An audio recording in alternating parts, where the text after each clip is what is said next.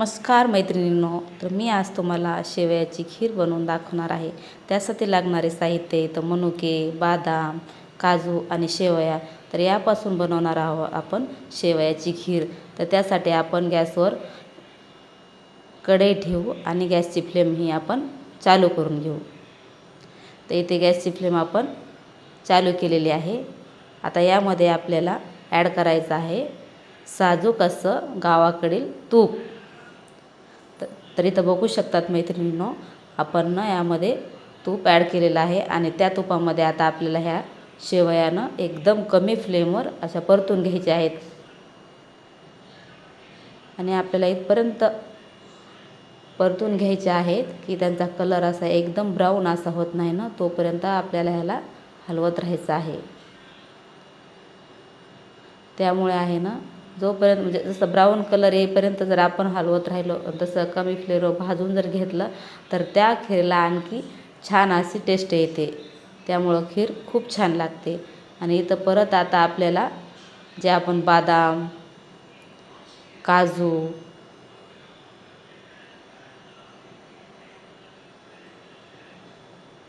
आणि मनुके यामध्ये ह्या तुपामध्ये ॲड करायचे आहेत आणि ह्याला आता आपल्याला एकदम कमी फ्लेमवर, गॅसच्या कमी फ्लेमवर एकदम असे खरबूस असं भाजून घ्यायचे आहे। म्हणजे याचा ब्राऊन कलर येईपर्यंत ह्याला आपल्याला भाजून घ्यायचं आहे। आणि इथं एक गोष्टीचं लक्ष द्यायचं आहे की ह्याला आपण सतत हलवत राहायचं, जेणेकरून ते खाली करपणार नाहीत आणि करपल्याच्या नंतर आपल्या खीरीची टेस्ट ही बिलकुल छान नाही येणार। त्यामुळे याच्याकडे आपल्याला लक्ष देऊनच याला हलवायचं आहे। तर इथं तुम्ही बघू शकतात की आता आपले हे काजू, बदाम आणि मनुके एकदम खरबूस असे ब्राऊन कलर होईपर्यंत भाजलेले आहेत। बघू शकतात इथं त्यांचा कलर किती छान असा दिसत आहे। तर इथे ना आता हे काजू, बदाम आणि मनुके जे आपण भाजून घेतलेले आहेत ना, त्याला आता ना आपल्याला एका प्लेटमध्ये काढून घ्यायचं आहे आणि त्याला थोडा वेळ थंड होण्यासाठी ठेवायचं आहे। आणि परत आता इथं आपल्याला यामध्ये थोडंसं ते साजूक तूप जे उरलेलं आहे ना, परत याला गॅसवर ठेवून त्यामध्ये शेवया टाकायच्या आहेत, जेणेकरून हे आपलं जे साजूक तूप जे आहे ना ते वेस्ट नाही जाणार। तर इथं बघू शकतात आपल्या शेवयाचा कलर एकदम किती सुंदर दिसत आहे, एकदम डार्क ब्राऊन कलर दिसत आहे। तर इथं ना आता आपल्याला दूध ह्याच्यामध्ये ॲड करायचं आहे। बघू शकतात आता इथं आपण दूध ॲड करत आहोत। तर इथं हेच दूध थोडंसं आपल्याला कमी वाटते, तर परत ह्याच्यामध्ये आपल्याला आणखी अर्धा ग्लास दूध टाकून घ्यायचं आहे। कारण की दूध कमी पडल्याच्या नंतर खीर काय असं खीर आहे असं काय वाटणारच नाही, तसं काही लोक पण येणार नाही। त्यामुळे आपण याच्यात परत दूध अर्धा ग्लास ॲड केलेला आहे।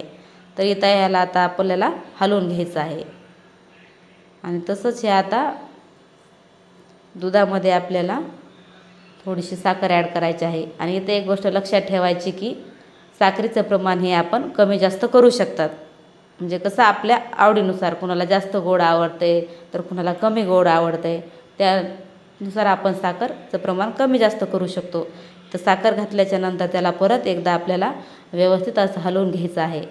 आणि इथं बघू शकतात मैत्रिणींनो की आपल्या हे खीरीचा कलर किती छान दिसत आहे, एकदम छान असं वाटत आहे आणि सुगंधही सगळीकडे खूप छान असा येत आहे घरामध्ये याचा।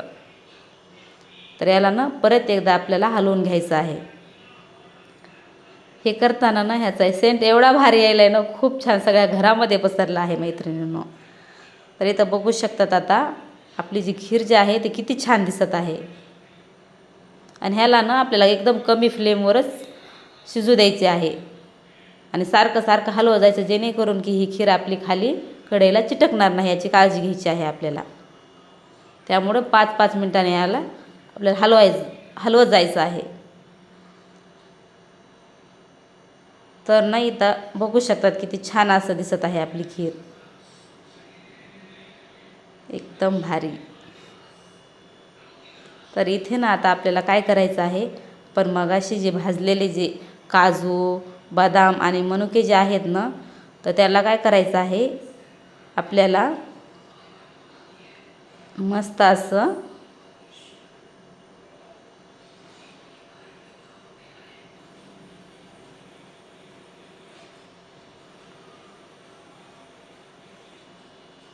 एका खलबत्त्यामध्ये त्या काजू बदाम हे आपल्याला टाकून घ्यायचे आहेत. तर इथं बघू शकतात की आता आपण काजू बदाम हे त्या खलबत्त्यामध्ये टाकत आहोत. आणि हे जे काजू बदाम जे आहेत ना, याला नॉर्मल आपल्याला ना असं थोडंसं फोडून घ्यायचं आहे. बघू शकतात इथं जे आपण फोडून घेतले जे काजू बदाम जे आहेत ना, आपण त्या खिरीमध्ये ॲड केलेत. तर बघू शकतात आपल्या खिरीचा असा किती छान दिसत आहे. आपल्याला खीर एकदम असा भारी दिसत आहे. तर इथे याला ना आपल्याला टाकल्याच्या नंतर परत एकदा हलवून घ्यायचं आहे, जेणेकरून की काजू बदाम जे आहेत त्याच्यामध्ये एकदम चांगल्या प्रकारे मिक्स होतील. तर बघू शकतात किती छान अशी आपली खीर दिसत आहे.